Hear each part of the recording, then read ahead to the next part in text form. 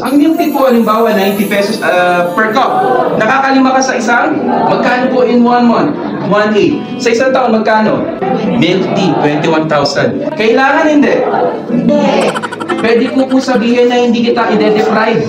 Ang sinasabi ko lang, magbawas ka. 1.8, 800 pang milk tea mo. 1,000 mo, isave nyo. Isave nyo sa nagbibigay ng 12% per year na interest. Years from now, after 20 years, it can give you 1 million pesos. 1,000, 33 pesos a day can give you 1 million. Pagdating pa ng 35 years, you get 5.8 million pesos. Wala ka pang pakibasa?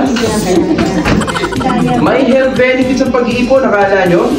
Bakit? Dahil marami kang binibili na nakakasira ng katawan mo. Fast food, sigarilyo, inuman. Alam mo, pang-relax. Magdasal ka kaya, marirelax ka. Walang bayad yun. May suklipang mga gantimpala.